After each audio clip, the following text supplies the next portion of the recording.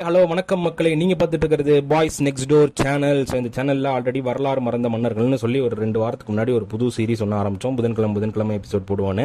So அதில் முதல் episode வந்து இளஞ்சிற்றனுடைய வாழ்க்கையும், இரண்டாவது எபிசோடில் கரிகாலனுடைய அவருடைய மகனான கரிகாலனுடைய இளமை பருவத்தில் இருந்த கஷ்டங்களையும் நம்ம பார்த்தோம். மூன்றாவது எபிசோடில் அவன் இளமை பருவத்தில் இருந்த அந்த கஷ்டங்கள் எல்லாம் முறியடிச்சு, அரசியல் சூழ்ச்சியெல்லாம் முறியடிச்சு அவன் எப்படி ஒரு மிகப்பெரிய பேரரசனா மாறுறான்றது தான் இந்த எபிசோடில் பார்க்க போகிறோம். மறக்காம சப்ஸ்கிரைப் பண்ணிட்டு பாருங்க. வாங்க நம்ம வீடியோக்குள்ள போலாம்.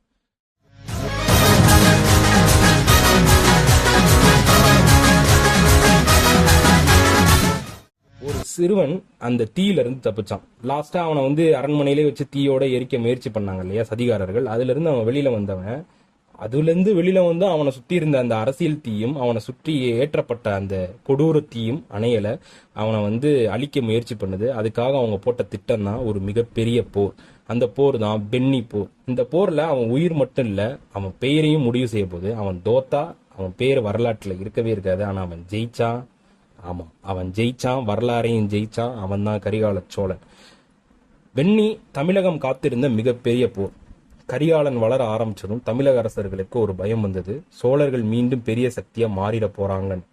அதனால சேரரும் பாண்டியரும், ஏற்கனவே சேரர்கள் ஒரு பெரிய பேரரசு, பாண்டியர்கள் ஒரு பெரிய பேரரசு, இது இல்லாம 13 சிற்றரசர்களும் ஒன்னா சேர்ந்து அவர்களை நேரடியா எதிர்கொள்றாங்க. கரிகாலனை அழிக்கிறது மட்டும்தான் அவங்களுடைய எண்ணமா இருது. அவங்க தேர்ந்தெடுக்கப்பட்ட இடம் தான் வெண்ணி. இப்ப இந்த வெண்ணின்றது இன்றைய காலத்துல எங்க இருக்கு அப்படின்னா தஞ்சாவூர் மாவட்டத்தில் இருக்கக்கூடிய ஒரு சிறிய கிராமம் அது. ஸோ அந்த கிராமத்துல தான் அந்த போர் நடக்கலான்னு ஆரம்பிக்கிறாங்க. அந்த போர் ஆரம்பிக்கிற அந்த நாளும் வருது. அந்த காலையில வெண்ணி முழுக்க மூடு பனியா இருந்தது. ஆனா அந்த அமைதி நீண்ட நேரம் இருக்கல. முதல் சங்கு ஒழிச்சோனே அதுக்கப்புறம் தமிழக வரலாற்றிலேயே மிக முக்கியமான போர், மிக முக்கியமான மோதல் ஒன்று அங்க ஆரம்பிச்சது. வாள் மோதும் சத்தம் டனார் டனார்னு கேட்டுச்சு. யானைகள் ஓடும் அதிர்வு, மண்ணில் விழும் வீரர்களுடைய கூக்குரல். அந்த குழப்பத்துல ஒரு மனிதன் மட்டும் தெளிவா இருந்தான். அவன் தான் கரிகால சோழன்.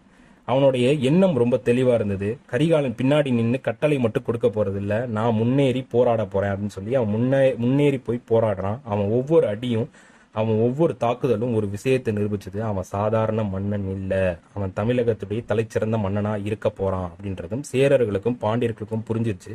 உடனே சேரர் படை உடைய ஆரம்பிக்குது. பாண்டியர்கள் பின்வாங்க ஆரம்பிச்சாங்க.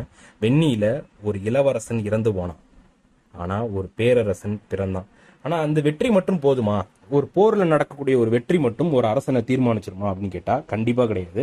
அவனுக்கு போர்ல மட்டும் இல்லாம, அதாவது வெளியில இருந்து வரக்கூடிய எதிரிகளை விட உள்ள அவன் கூடயே இருக்கக்கூடிய எதிரிகள் தான் ரொம்ப ஆபத்தானவங்கன்றத அந்த இளம் வயதிலேயே புரிஞ்சுக்கிட்டான். கரிகாலன் தமிழகத்தினுடைய சக்தியாக மாறினான். ஆனா அதுக்கப்புறமும் தான் உண்மையான பிரச்சனையே ஆரம்பிக்குது. அரசியல், அதிகாரம், இவை வெளிப்புற இருக்க எதிரிகளை விட ரொம்ப முக்கியமான ஆபத்தான விஷயம். சில சிற்றர்கள், சில பழைய சோழ ஆதிக்க குடும்பங்கள் அவனை ஏற்க மறுக்கிறாங்க.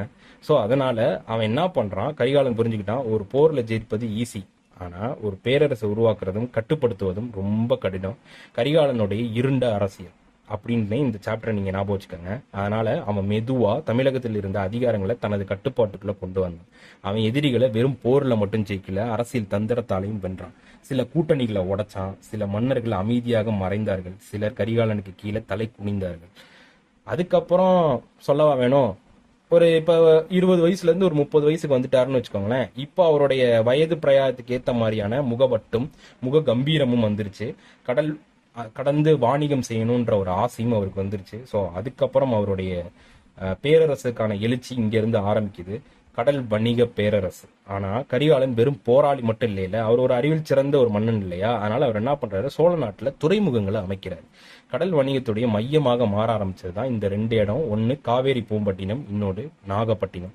ரோம நாட்டில இருந்து வந்த கப்பல்கள், மசாலா, முத்து, தங்கம் தமிழகத்துக்கு வந்தது. சோழ நாட்டின் செல்வம் மெதுவாக அதிகரிக்க ஆரம்பிச்சது. மற்ற பேரரசர்களை விட இங்க சோழ நாட்டுல அதிகமா கொஞ்சம் கணிசமா உயர ஆரம்பிச்சது.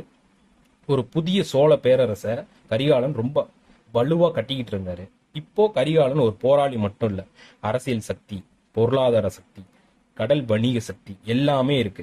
கட்டுப்படுத்த ஆரம்பிச்சான். அவனுக்கு எல்லாத்துலயுமே ஒரு அறிவு இருந்தது. சொல்லுவாங்கல்ல, அரசனா இருந்தா இந்த அமைச்சர்களை போட்டுருவாங்க, அவங்களுக்கு அதுல வந்து என்ன நடக்குதுன்னே தெரியாது அப்படின்னா. ஆனா அவனுக்கு இது எல்லாத்துலயுமே என்ன நடக்கும், எப்படி இருக்கும், எல்லாத்துலயுமே நுணுக்கமான அறிவு இருந்தது.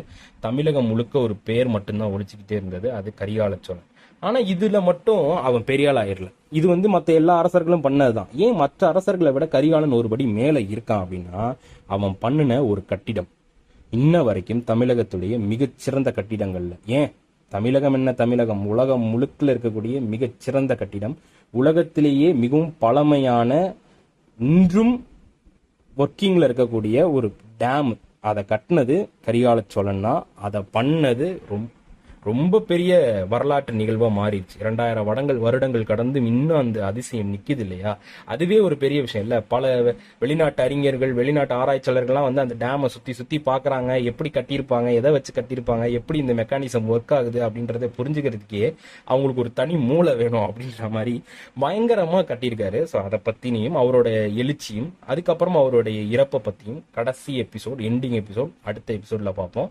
அது வரைக்கும் ஸ்டே டியூன் டு மக்களை. Thank you.